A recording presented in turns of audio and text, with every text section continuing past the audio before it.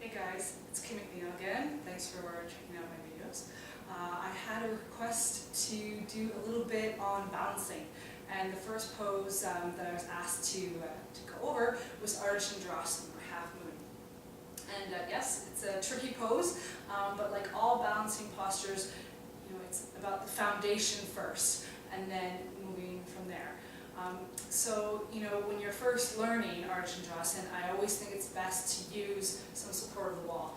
Ideally not a fireplace, it's just kind of worked out better for me to demo here. You'd want a nice flush wall, nothing where you're going to hurt yourself, or at the very least scrape yourself on some rugged stonework.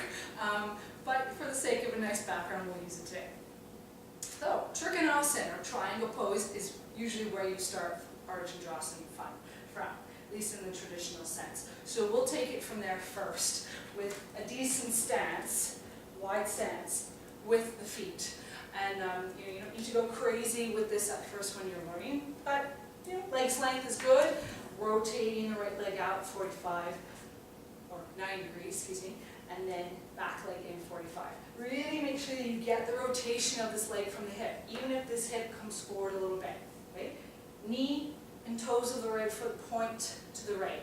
And then you're going to ground that foot, just like a Tadasana foot. Center of the heel presses down, inner and outer mound of the toe or foot, big toe, little toe mounds, ground down. And then take the arms up. You're going to reach to the right, being careful that you let that pelvis tilt so that you don't have any issues through the SI.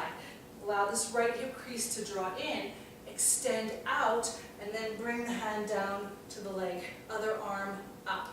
Now, when we're starting to learn this pose, the tendency is to look down at the floor to figure out where you're going. But I find that is harmful in two ways, at least to the pose, to achieving the pose. It forces you to change where you're looking and to turn the body to the floor. Both things which make it difficult to reestablish the proper alignment of Ardha Chandrasana, and it's not as nice on your lower back. So when you're in triangle, wherever triangle might be, you want to look straight ahead if you can. You have the wall for support, so there's no worry of falling back if that's the issue. Okay? So look straight ahead. Bend this front knee. Find the floor with the right hand in front of the foot. Not in front of the foot, here.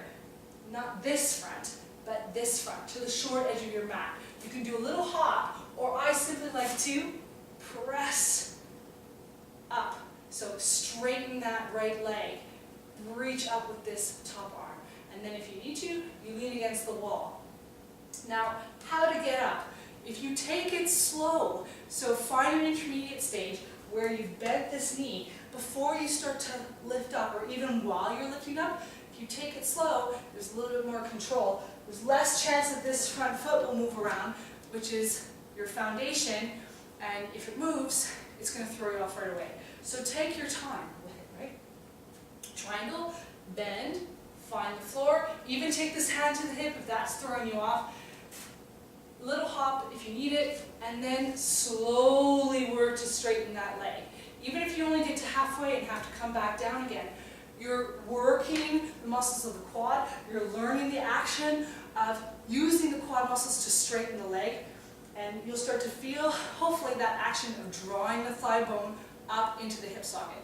At least that's how I like to visualize it. So again, last time, triangle pose, bend the knee, find the floor, get rid of this hand if you want, or keep it up. Little slide or hop, and slowly straighten the leg. Now if you've gotten to this point, you're working the right quads quite a bit, then draw the right buttock in and rotate from the inner thigh to the outer thigh. Open the hips, looking straight ahead. So notice I've never looked down at the floor, I've never turned, right, and thrown the alignment of my body off. I'm always looking straight ahead. To come out, nice and slow, bend the knee, step back, and slowly come up to Trikonasana, really, and then up to standing here. Okay, then, as you progress from here, you start to get a little bit more comfortable in the pose against the wall, then you can bring yourself into the middle of the room. And all of the points are the exact same. Thinking of the action of the legs, taking it slow, quads contracting, thigh muscles contracting, lifting the thigh bone up to the hip socket. If you want, the floor is a little bit too far to get to, you can use a block under the hand. Keeping the block on the mat so it doesn't slide away from you if you're on a hardwood floor. So it gives you a little bit more height. You don't quite have that dip or the side bend, the collapsing of the body down towards that block, right? Or down towards the floor if you didn't have the block.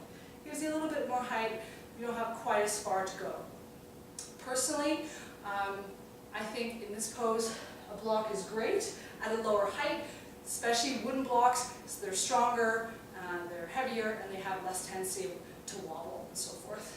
Okay, sometimes the foam blocks at a higher height, they just don't cut it, they don't have the stability. So pick a nice wooden block, even a chair, chair's even higher, friendlier place to go to.